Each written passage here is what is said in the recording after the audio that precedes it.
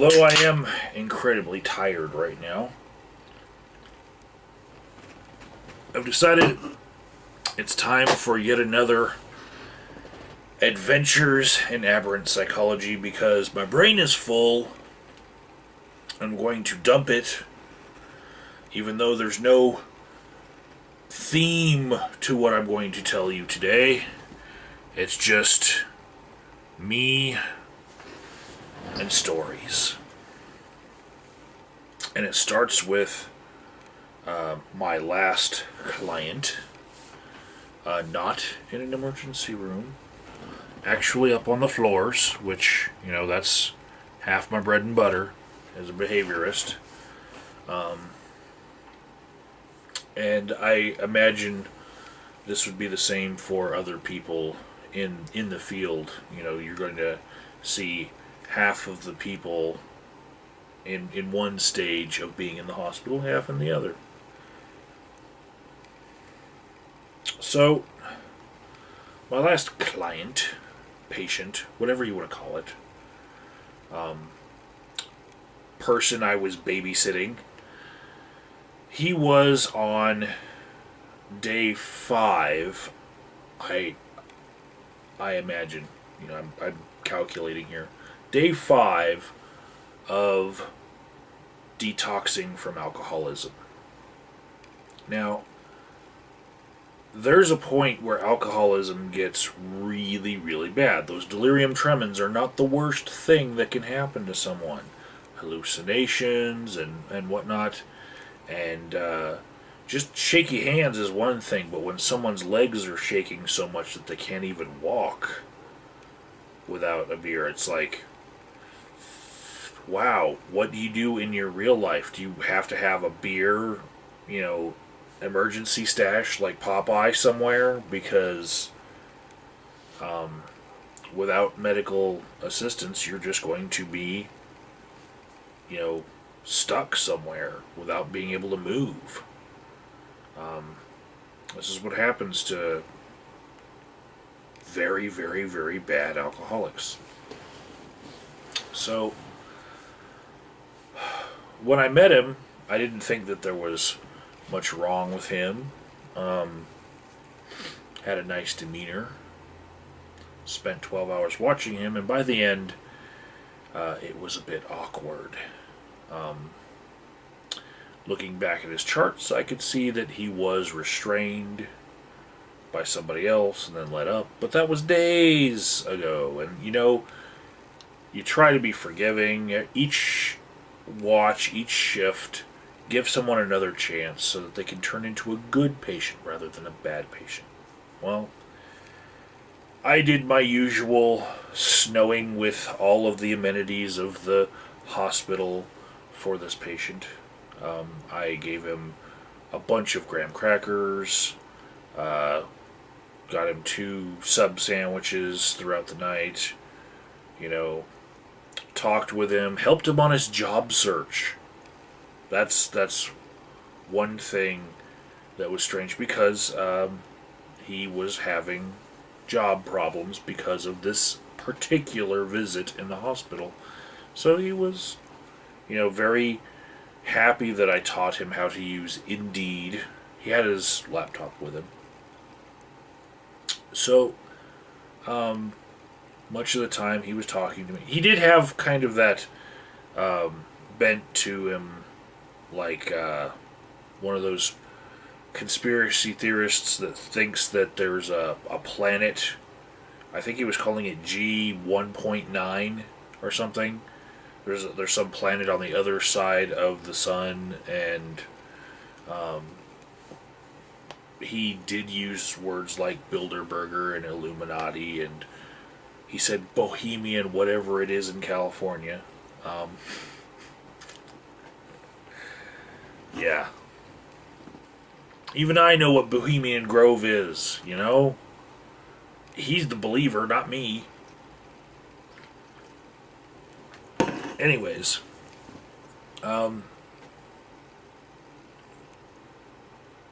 as the night went on, I was given a break by a security guard, not another behaviorist, And the security guard watched him as I went to the bathroom. I didn't take any other part of my break, you know. I just went to the bathroom and came back.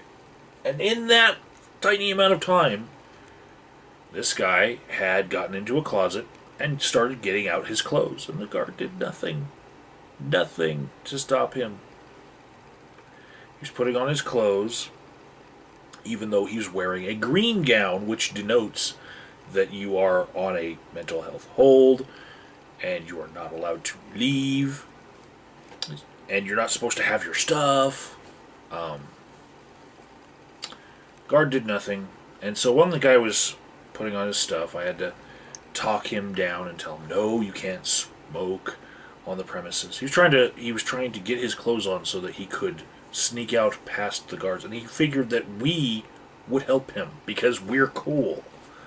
I have no idea why he thought we were cool enough to help him out and risk our jobs. You know, he just assumed that we were going to help him sneak.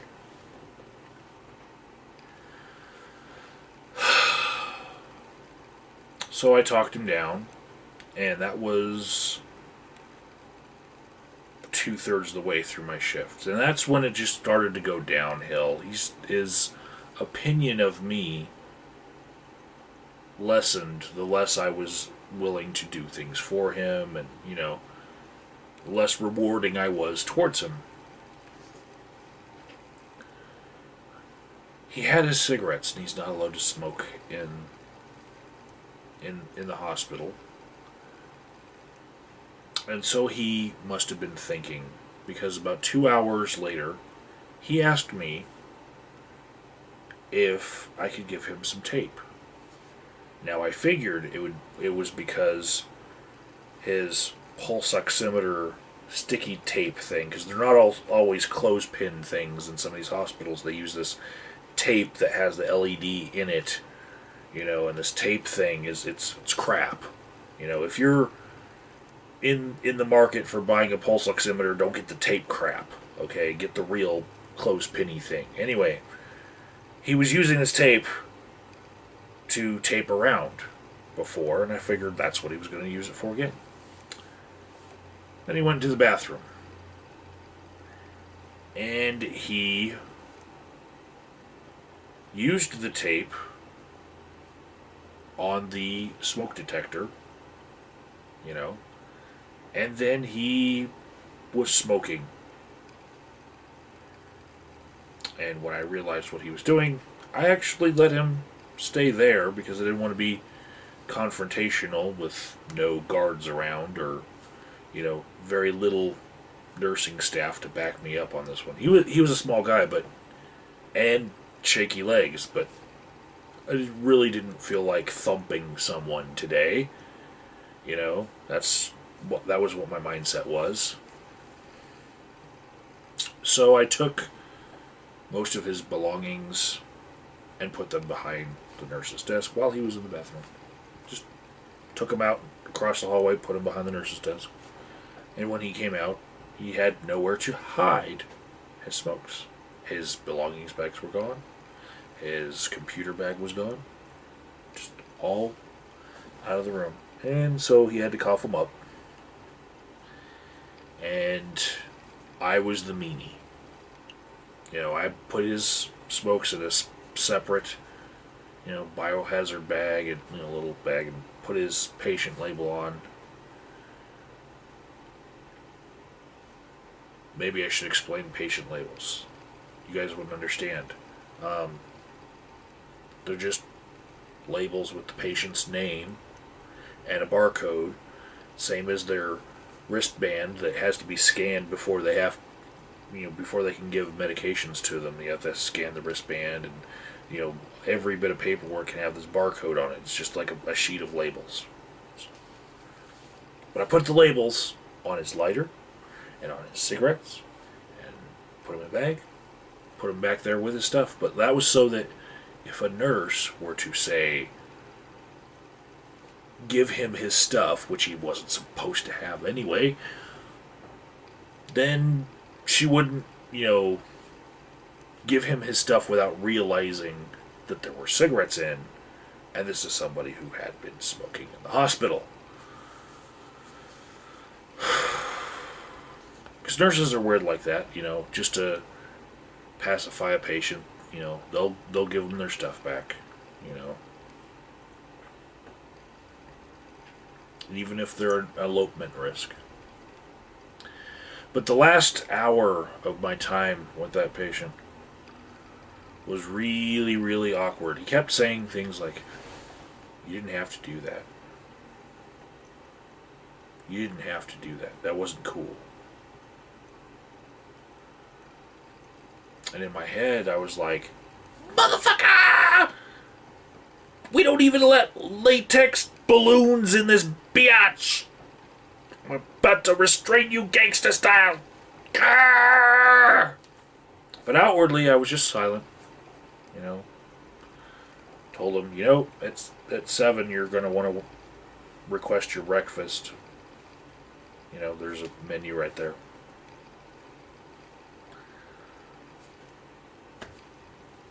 I had nothing for him. I felt like all of the nice things that I did for hours for him, including helping him on his job search, I felt like he just took advantage of me because he was just looking for an opening to smoke, to get over on everyone. I'm pretty sure he would relapse into alcoholism if there was a little tiny alcohol bottle in his bag, Addicts can be very manipulative. If they could just pool all of their collective manipulativeness together and try to cure cancer or something, I'd be a lot happier. But no, the only thing that they use their intelligence for is getting over on people to get to their drug. I wish there was something they could do that was positive, that would have just as much enthusiasm, but no, there's nothing.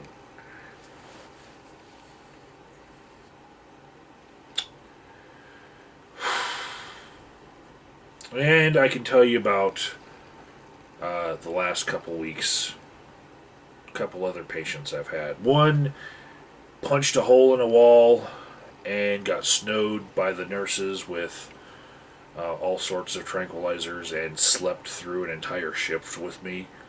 And I just, I was looking at the hole in the wall. It was a pretty good hole.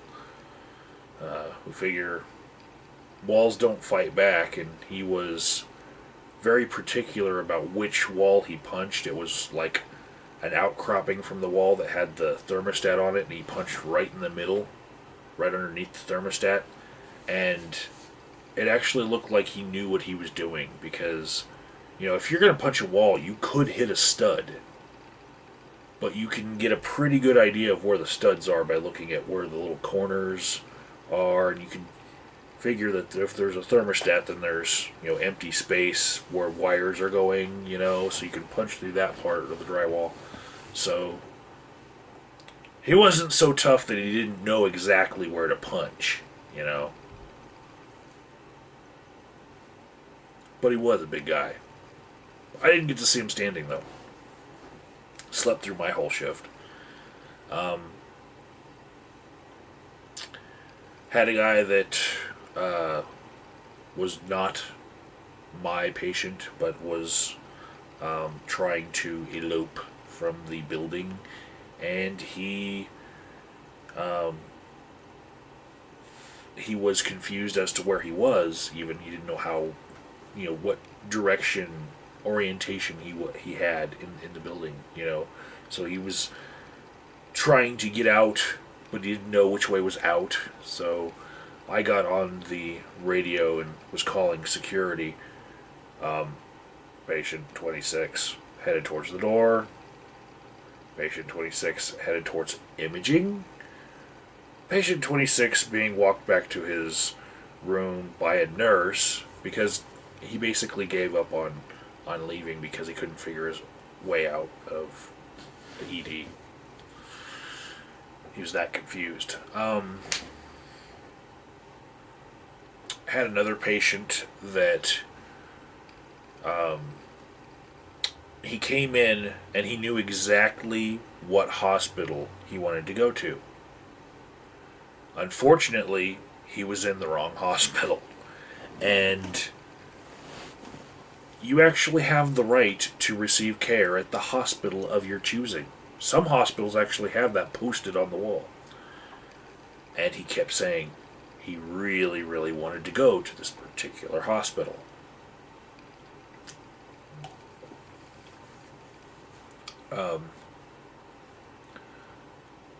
After 8 hours of intake and assessment and blood tests and whatnot, finally he got to go.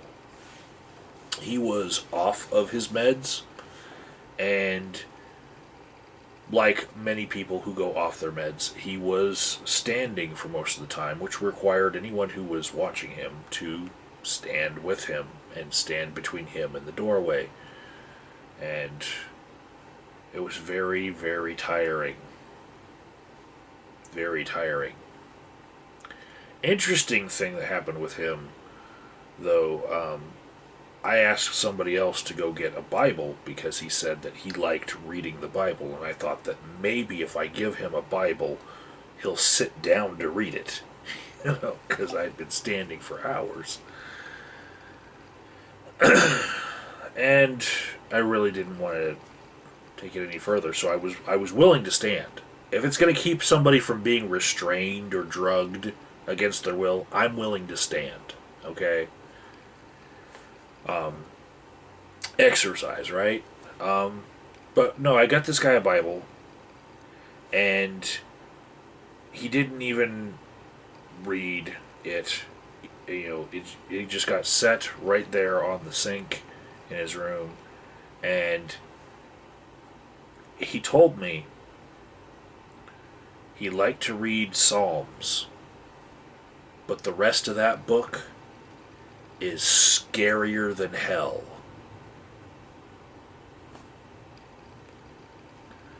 And I spent about an hour thinking about,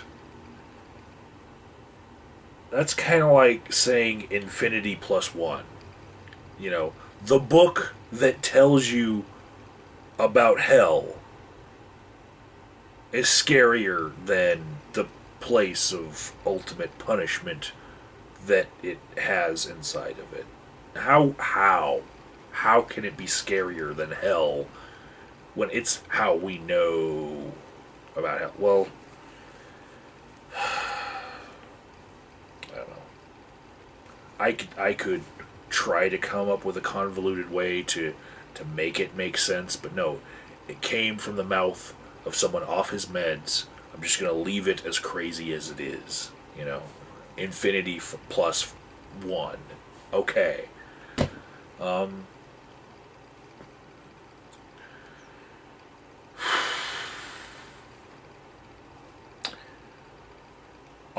the other side of religious stuff, I had a patient who was in, and her mother was also in the hospital. And both of them were there from the same policeman bringing both of them to the hospital. What happened was 911 was called to a domestic disturbance because a third generation from this family, mom, and then daughter, like grandma, mom, and daughter, like the third generation, that kid decided to beat the holy hell out of her mom while screaming, "How does it feel to have your daughter beat you up?"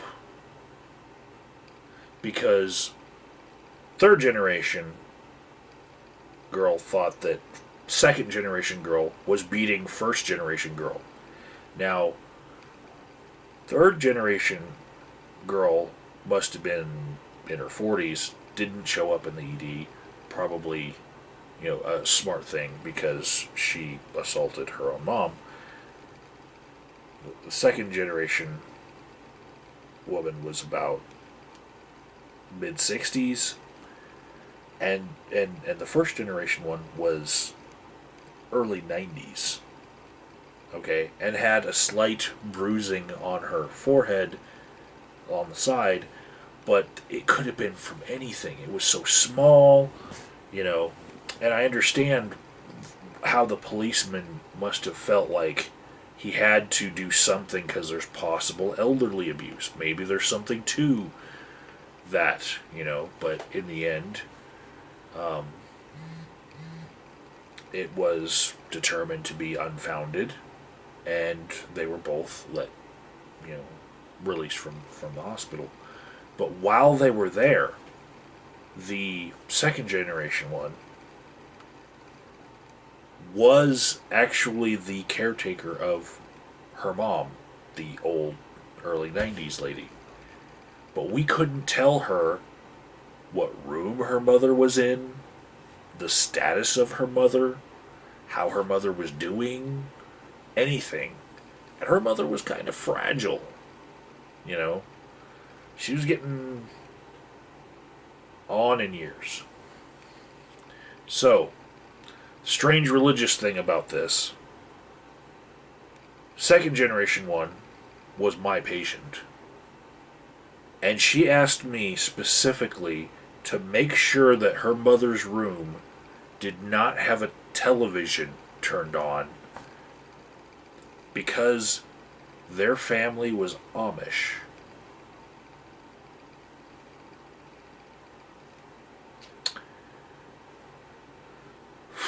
And I guess she, thought that I looked like I understand what Amish people believe about TVs. I do understand, but that's besides the point.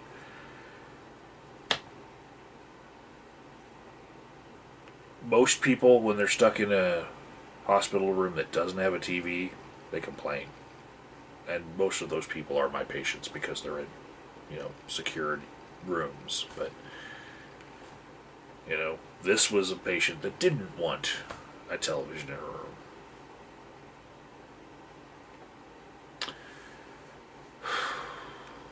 And the last thing I guess I'll leave you with is 2 days ago,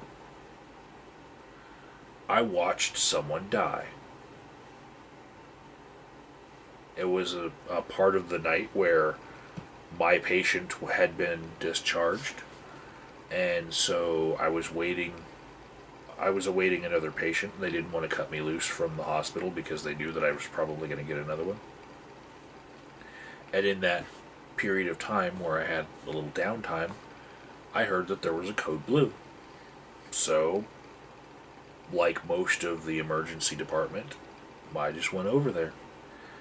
And guy came in, mid-70s, and his feet were the first thing I saw, and they were white, like pale, like all life had been sucked out of them, pale, And he was wheeled into one of the trauma rooms. The first 5 rooms in that emergency department were the kind of room that you would expect major surgery to happen in. Crash carts and whatnot. So I watched as a team of paramedics and paramedics that work in the ED that aren't attached to ambulances, those kind of paramedics too. They had a team of people doing CPR on this man. He had CPR in the ambulance all the way there, and then they ruled him into the room, and they kept doing CPR on this guy, and they were doing it rough. I mean, if he had jumped back to life, he was going to have a horrible, horrible cracked ribs problem. But I watched as they went for 15 minutes. And one of the security guards beside me, he said that after 12 minutes, they can call it. And after 15 minutes, they did. They had given him epinephrine 3 times. They didn't go to the paddles for defibrillation or anything. They were set up to do it. They had a team that were prepping things with iodine, and I don't know what they were going to do. There was a team on the breath squeezy thing, and I was just watching as the whole thing happened. I guess technically he was already dead, so I didn't watch him die, but I did watch the last 15 minutes until the doctor said, okay, we'll call it 2 o'clock.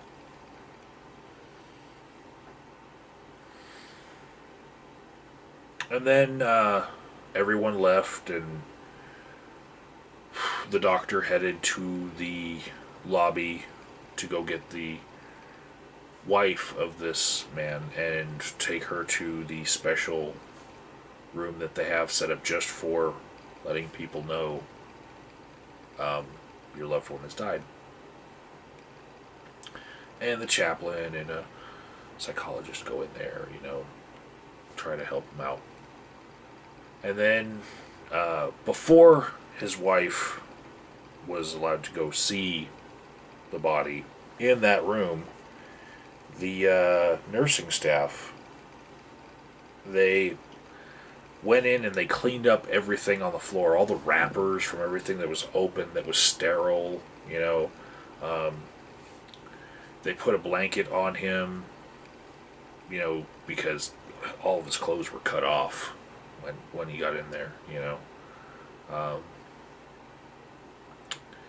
They took the overhead light and they turned it to like where the bulbs were just warming up like an orange, and they pointed it towards the wall so that it would like glow orange in the room to like put more life in the cheeks, like it was weird. They even controlled the lighting just to make it so that when his wife got in there, she wouldn't see, the effects of death on him so much. But they let her in there, and they pulled the curtain so she could be alone.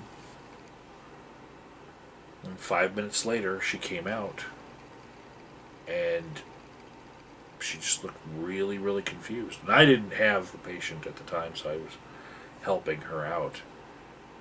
We got her some water, and chaplain came over, and I was helping her dial phone numbers because we have these cell phones that are connected to the main lines, but somebody who's 70 or 80, you want to hand them a cell phone and say dial 9 first,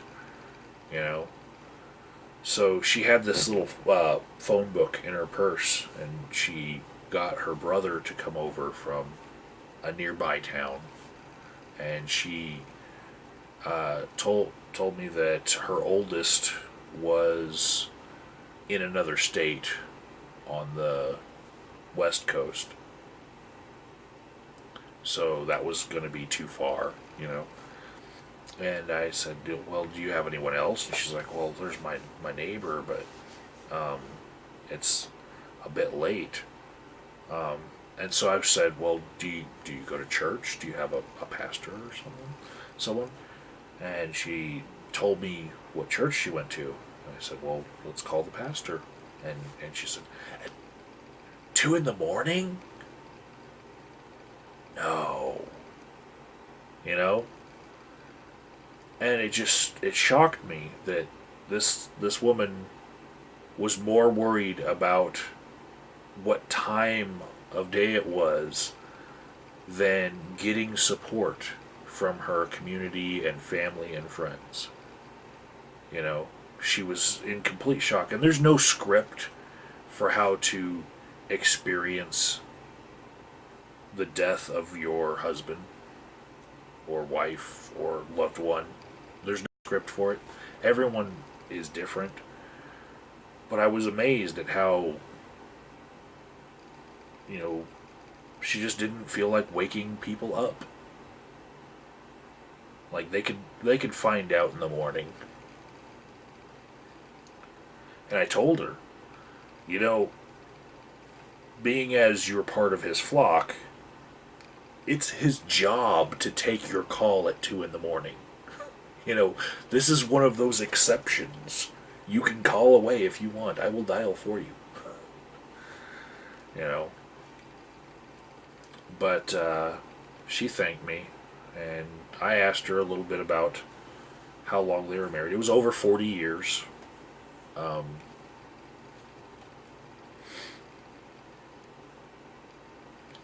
and then when she was done, when her brother had come to pick her up and they went home, we had to do the code 3, which that's what we in that hospital will say on the radio to say that the body is being transported to the morgue. No one says morgue on the radio. And so I went with 2 of the guards, and yeah, that was it.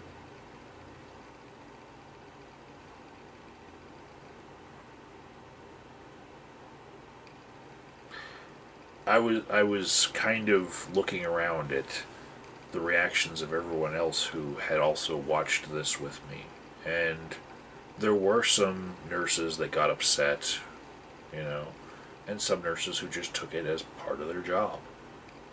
And there was one in particular that was of the latter for a while until she had to lead the wife into the room, and then she got a little misty-eyed coming out of the room for that.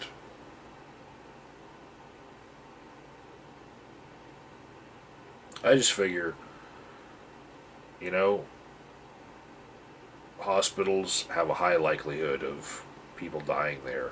So you're going to see it if you're going to work in hospitals. You're just going to see it. You're going to see blood. Blood is going to happen. Death is going to happen. Sick people is going to happen. Throwing up is going to happen. Um, Kids with injuries is going to happen, and that makes some people cry too. Just to think that a little kid has a bobo, you know, their hearts break. Um,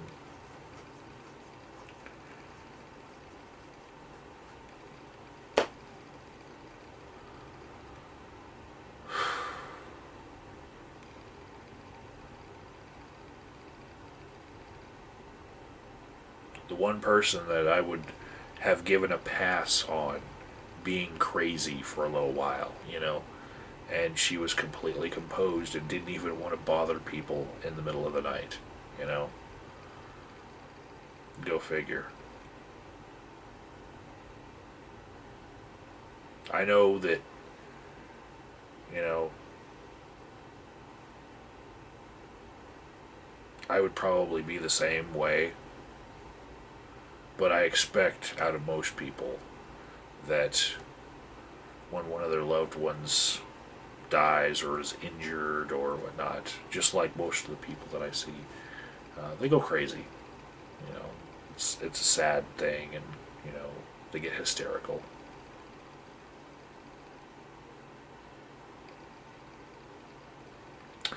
So until next time, um, I believe I am trying to come up with an answer to a couple of people's concerns about uh, this series, but um, part of it will probably have to be its own video, because I can talk forever about privacy and case studies and whatnot, and how generalized I have been making these stories so that no one could ever be identified and whatnot.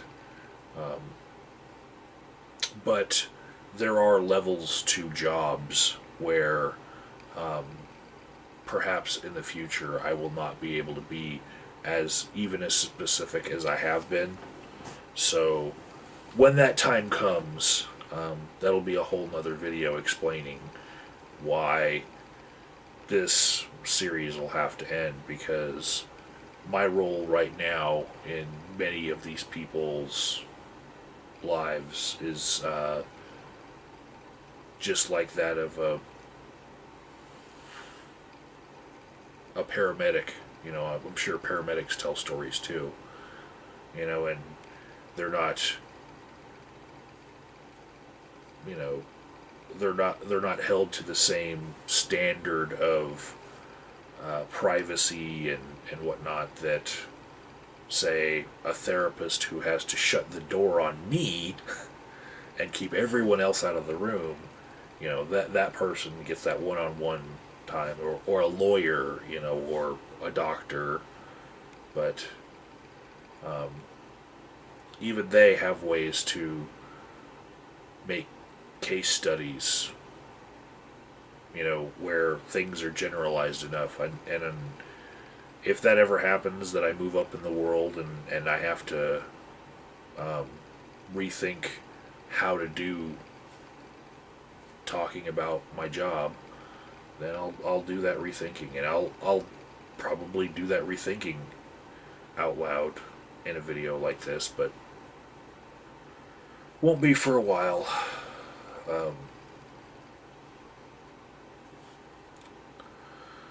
Here's to the next one.